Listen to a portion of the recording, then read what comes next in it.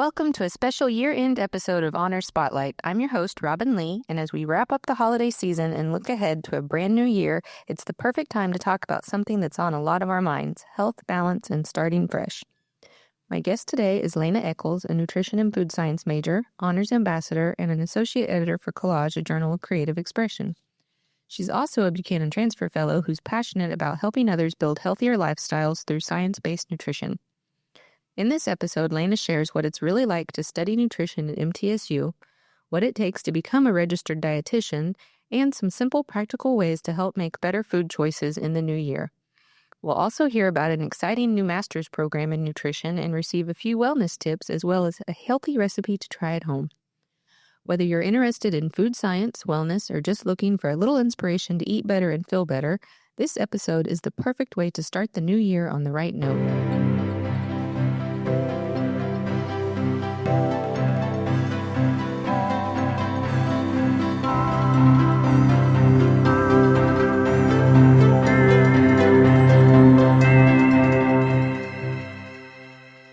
So, Lena, let's start with introductions. Tell me a little bit about yourself, where you're from, and how you got interested in nutrition.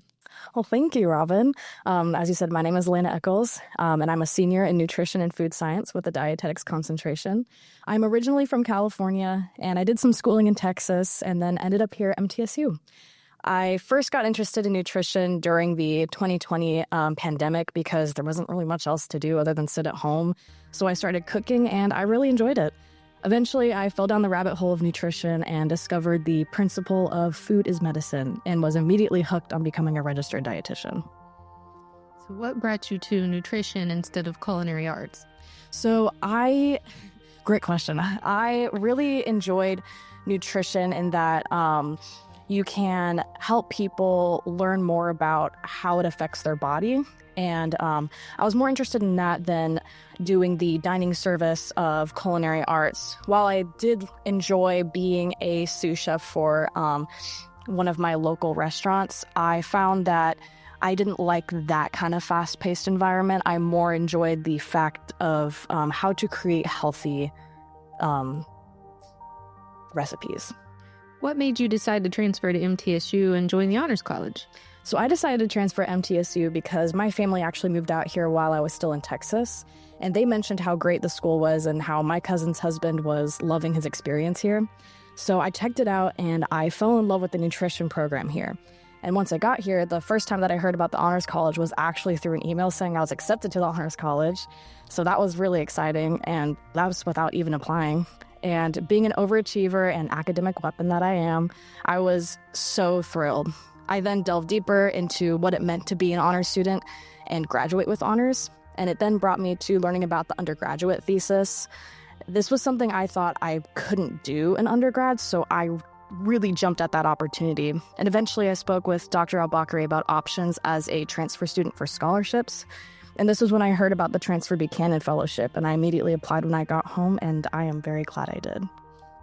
Has your time as a Buchanan Transfer Fellow shaped your college experience? So being a transfer fellow has definitely opened up numerous opportunities within the Honors College, specifically ones in leadership. I had always struggled with the concept of being a leader and what that looks like.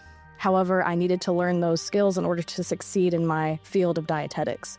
So I jumped at opportunities to be a leader on campus, such as a president position in Omicron Delta Kappa, one of the two prestigious honor societies here on campus, as well as an editor-in-chief position with Collage and our creative magazine on campus. And basically being a Buchanan Transfer Fellow has truly taught me so many skills in being a leader and having those skills of personal growth in my tool belt. That is awesome. So for our listeners who may not be familiar, what does studying nutrition and dietetics entail at MTSU? So studying nutrition and food science here at MTSU is just like what it sounds. It is all-encompassing field of food, whether it's focusing more on nutrition and wellness or the food systems within the food industry. It's funny because I always get asked about what classes I would take in this major, and while most people think that I participate in cooking classes and basic nutrition, which I do, but I also participate in a variety of STEM classes such as statistics, organic chemistry, biochemistry, and microbiology. These are incredibly important topics when it comes to food science because food is an organic substance that undergoes specific chemical reactions when you cook it, and food travels through your body and metabolizes in specific ways based on their chemical compounds. Food is also home to a variety of microorganisms, think probiotics in our gut microbiome. And lastly, food and the economics and politics that surround it is incredibly important to be aware of, especially when it comes to food insecurity and the availability we have for our people. And you've mentioned before that you want to become a registered dietitian, so walk us through that process and what steps are involved after graduation. Yeah, absolutely. So becoming a registered dietitian is an extensive process. It requires a bachelor's degree in nutrition or dietetics with many prerequisites, just like the STEM classes I mentioned. And it's similar to med school preparation in that way. After undergrad, we undergo the process of applying to graduate school through DICUS, which is the program that potentially complete an interview process short after. As of 2024, all prospective registered dietitians must complete that master's program on top of a 1,000 to 1,200 hour supervised experiential learning or SEL internship, and then pass their CDR exam to become a registered dietitian. Most dietitians receive their master's in a variety of fields such as public health, nutrition science, exercise science, and kinesiology, and so many more. You can honestly even get a master's in music if you wanted to. It just has to be a master's. The internship process is very similar to the process that nurses, PAs, and educators go through. We participate in a variety of rotations that range from clinical settings in various hospitals, inpatient or outpatient, all the way to sports nutrition, like shadowing the sports dietitian who helps the Blue Raider sports teams eat right. And lastly, the CDR exam is a 2.5-hour exam that tests your knowledge in a variety of topics like clinical, community, sports, and research. I am glad that you talked so much about master's programs because I believe the nutrition program here is going through some changes. So what can you share about the new master's program that's being introduced here at MTSU? Yes, it is incredibly exciting. So, pending our accrediting body, Ascend, approval of the Master of Public Health Dietetics Concentration Graduate Program at Middle Tennessee State University will begin in May of 2027. The online program integrates MTSU's comprehensive academic offerings with SEL experiences. Supervised experiential learning is similar to the dietetic internship that has traditionally been offered. The MPH Dietetics concentration will be a 5-semester master's.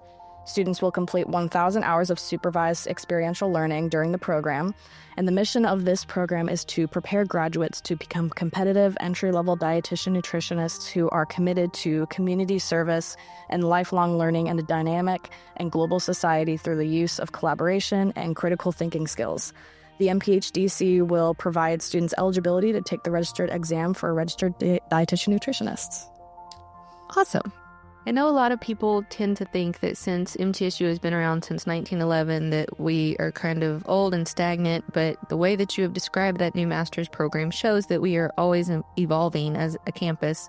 So what do you think are some of the biggest misconceptions that people have about nutrition or the field of dietetics?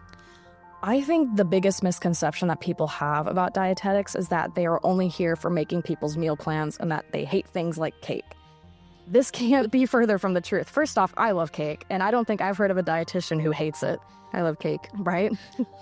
As far as meal plans, this is somewhat true, but dietitians do so much more. I mean, we participate in research, learning about the trends and scientific findings of food and what it does to the general public. A group of RDNs, registered dietitian nutritionists, help to establish the dietary guidelines for Americans. And you can find these through the USDA, but you also see this every day if you eat foods with food labels. On the nutrition facts label, there is a percentage next to the amount of macro or micronutrients in the food that indicates how much of your daily recommended intake is in that food. This is the work that dietitians do here in America. I could come up with hundreds of other examples, such as working in hospitals, working in communities such as Extension and WIC, culinary arts and nutrition, and upper food service management. I could keep going, but I think I'll leave it at that. What are a few simple nutrition tips that college students can realistically follow? Okay, this is my favorite topic. Some simple nutrition tips is a simple mantra: add, don't subtract. What this means is to add more nutrients rather than taking away from your meals. An example is a simple meal of chicken, rice, and beans. This is a great base. A great way to stretch this meal is to add veggies such as broccoli, spinach, tomatoes, and onions, and now you have Chipotle at home. and it will last you so much longer. Another great nutrition tip I can offer is to bulk make some snacks to bring with you throughout the day. I know that I'm not a pleasant person when I am hungry, and that is because your blood sugar throughout the day fluctuates depending on what you are putting in your body or not putting in. When your blood sugar drops, you get these feelings of fatigue, brain fog, irritability, and other similar symptoms. This is a sign that your body is in need of nutrients. Being a college student, most of us are busy all day, and it might be hard to pause and take a break for lunch. I suggest making power balls made with oats, nut butter, honey, chocolate chips, and protein powder. This gives you the carbs you need for your body to break down for energy, as well as the protein to keep your body satiated for longer. And it sounds delicious. It is delicious. What's one nutrition fact that most people don't know but should? This is a good one. So one nutrition fact that I like to tell people is that cholesterol is not an enemy. In fact, our body creates cholesterol from within. Cholesterol acts as a precursor to the bile salts in our body used to emulsify the fats we ingest to allow for easy digestion. It also aids in the development of hormones such as estrogen, androgens, and progesterone. Additionally, without cholesterol, our body couldn't aid in the synthesis of vitamin D. There are two main forms of cholesterol that you may have heard of from your doctor, and those are HDL, which is high-density lipoproteins, and LDL, which is low-density lipoproteins. HDLs help in reducing the risk for heart disease, while high levels of LDL contribute to higher risk of heart disease. So it's important to not overconsume foods high in cholesterol and fat all the time, but it is important to not avoid foods because of cholesterol. In fact, you want to include fats in your diet so you can improve your HDL levels. And these are fats like unsaturated fats from vegetables like olive oil, avocado. All of those are great fats that can improve your HDL levels. And at the end of the day, it is all about balance and knowing that food is not the enemy.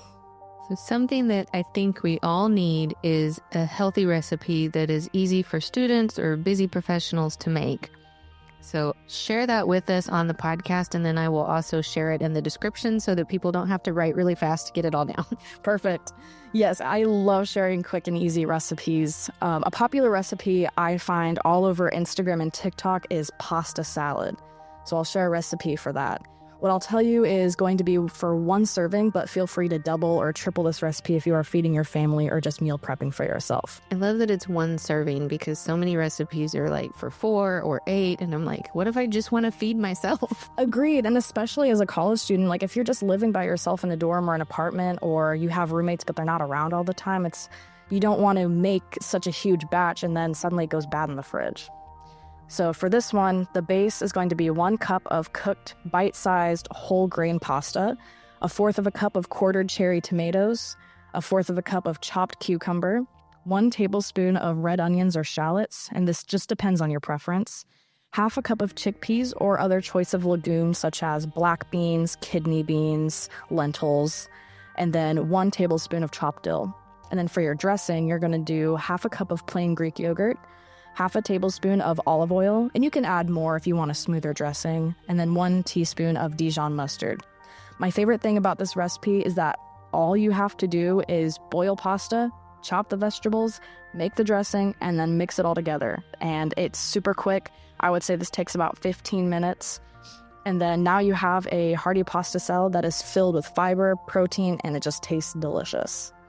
It's probably a little healthier for you than the boxed pasta salads. Exactly. How can people start small, making sustainable changes to improve their eating habits? Some changes that I recommend for sustainability when it comes to food choices is to start the change at the grocery store. A lot of the times, and I'm guilty of this, I will either go to the grocery store hungry and buy anything and everything off the shelves and end up with a lot of food waste and an empty wallet. So one change I made was using the 4-3-2-1 method. 4 vegetables and fruits, 3 proteins, 2 grains, and 1 snack or sweet treat. This method is great, especially for college students who only have a mini fridge at their disposal. I tried it for the first time and I actually ate everything before it went to waste. Granted, this method is for those who grocery shop weekly, and this doesn't include keeping your staples on hand, but if you're ever feeling lost on how to shop, this is what I would suggest to start with. Nutrition isn't just a science, it's a lifestyle. How has what you've learned in the classroom changed how you think about food and health personally? Surprisingly, when I started learning about the field of nutrition, I really thought it was going to be just about how to eat healthy and how to help others eat healthy. And like I said previously, it's so much more than that. One thing I have learned that has changed my idea about food and health is the food system as a whole. This system consists of a cycle that includes production, processing, distribution, planning, and management. Selection, preparation, and cooking, intake, and food waste. And that circles back to production. So it's just a cycle. Whenever I'm in the grocery store or going out to eat, I think of how far the food has come from when it was made all the way to when I take my first bite. There's a lot that goes into this system and a lot of politics, economics, and practices that are implemented throughout. So I personally think of how much work goes into our food system and the sheer amount of steps needed in order to feed our population. So when people make comments about processed and ultra-processed foods, I think it is important for people to understand that while junk food is included in that category, so is yogurt, hummus, bread, and many plant-based proteins. With that, I think it's important to educate yourself on your food system so you know where it's coming from. Absolutely. What has been your favorite class or most impactful experience in the program so far? So my favorite class that I've gone through so far is food science. I absolutely adored this class. We had a lab where we would cook different meals. We would use different mediums of cooking. One of my favorite labs within that class was when we were experimenting with how to cook different vegetables with different forms of acids. It was interesting. It was very interesting because we would cook broccoli. Maybe it wasn't broccoli. I think it was spinach that we were cooking. And we would boil it in baking soda. And how this reaction happened was, first off, the taste, I'll say it, was horrible. I was going to say, did it change the taste at all? Good. Absolutely. No, it was horrible. Yep. Try that. So we used baking soda, we had used baking powder, we used just salt, all these different mediums just to see how the taste changed and how the food reacted to it. The one that was in the baking soda tasted terrible, looked terrible. The texture was terrible. But when it was cooked with salt, it tasted great, looked great, and the texture was fine. So it's learning things like that in food science and how to incorporate that into our daily cooking and how to incorporate that in letting other people know what cooking methods might work for them. How does the MTSU nutrition program prepare students for real-world experiences like internships or clinical rotations? So our NFS program is all about real-life experiences and taking us on tours to showcase what it is like to work in dietetics, as well as meet those already in the field as a chance to network. Additionally, our department hosts a variety of cooking classes, as well as one-on-one nutrition counseling with the senior centers at Murfreesboro. One specific opportunity that has been incredibly helpful is that we offer a class that is specifically catered towards helping the students apply to grad school and internships and prepare them extensively for the interview process. I felt incredibly prepared and honestly over-prepared in the best way after receiving their help in this process because they are so hands-on. All of the professors in our program are student-focused and want to see us succeed and will give us all the tools to do so. I do want to give a shout-out to Dr. Liz Smith, Ginny Bogle, Dr. Lisa Shepard, and Dr. Colson for supporting our senior class because truly, we could not do it without them. Okay, so I know a lot of students are on Instagram. Is there an Instagram account where you can share nutrition information? There is. Please follow us at MTSU_NFS on Instagram. We post a variety of content, including program events, recipes, nutrition facts, and student spotlights and engagement. We are always looking for ideas on recipes and nutrition facts, so if there is something you want to learn about, feel free to DM us and it might be your next post. Why do you think it's important for future dietitians to connect with the public through social media and outreach? I believe it is crucial that dietitians connect through social media because there is so much misinformation when it comes to nutrition out there. I think it is the role of the RDN to share educational content with the general public and debunk those myths and spread healthy and factual information. There are a couple dietitians who are doing just that I suggest that you look up, and those are at Steph Grasso Dietitian, at Nutrition by Kylie, and at Endocrine Collective, who is actually an alumni at MTSU. What are some ways students who are interested in health and nutrition can get involved or learn more? So for students who are interested in health and nutrition, please reach out. We have our Instagram that you can reach out to where we can point you in any direction. We also have an NT nutrition team on campus that if you have any questions about or are interested in collaborating with, you can contact Tess Swastek or Dr. Liz Smith. And lastly, we have been doing cooking classes on Mondays all fall semester that have been incredibly fun and lively. We are currently full at the moment for those, but we will be starting those back up in the spring, so look out for that announcement to sign up for free cooking classes. May I repeat, free cooking classes. If you attend, you will receive free meal swipes, swag, and of course, free food. Free food is the best part. Truly. So you're a senior this year, and I know you are gearing up for graduation in May. What is next for you after graduation? Are you planning to go straight into your master's or possibly a dietetic internship? I am. I'm applying for both a dietetic internship and a master's program. I actually applied to Oregon State University and the University of Tennessee, Chattanooga.